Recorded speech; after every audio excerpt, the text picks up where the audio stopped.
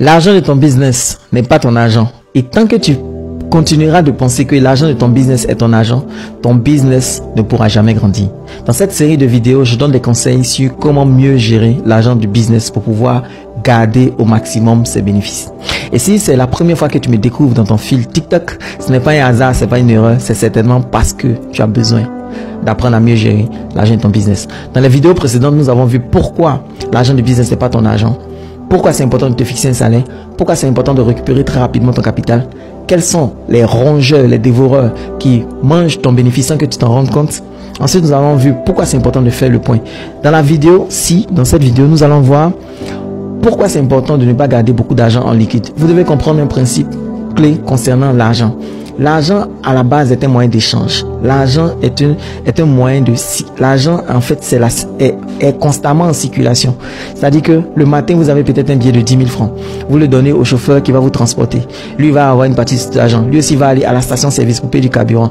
Le pompiste va prendre cet argent. Le pompiste lui il aura besoin à midi d'aller manger dans un restaurant.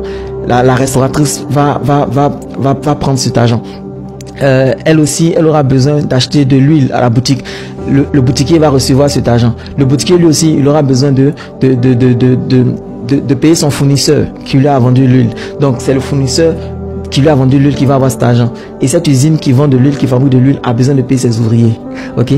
Et ça tombe bien, c'est vous l'ouvrier qui travaillez dans cette usine et vous recevez l'argent. Le même argent en fait a circulé. Donc vous devez comprendre que l'argent à la base ne fait que circuler. Donc quand vous avez de l'argent en liquide, sur vous, cet argent-là a envie de circuler, il a envie de vous quitter, il a envie d'aller dans la main de quelqu'un d'autre. Et vous-même, vous sentez cette pression-là de vouloir acheter des choses, de vouloir payer des choses. Même si vous n'en avez pas besoin, vous sentez cette pression. Pourquoi? Parce que l'argent a envie de circuler. Donc pour éviter de gaspiller l'argent de votre business, ne le gardez pas en cash sur vous. Ok? Ouvrez un compte dans une microfinance si vous êtes encore tout petit. Si vous avez la taille qui intéresse une banque, ouvrez un compte dans une banque et déposez l'argent là-bas. C'est très important. C'est très important. Ok? La majorité des entreprises qui grandissent, des business qui grandissent, ils ne gardent pas l'argent cash là sur eux. Ils mettent l'argent en banque. Ils mettent l'argent en microfinance. Je ne dis pas que parce que c'est en banque, en microfinance, on peut aller retirer si on a une opportunité à saisir. On va là-bas, on saisit ça très rapidement. On récupère l'argent et on saisit les opportunités.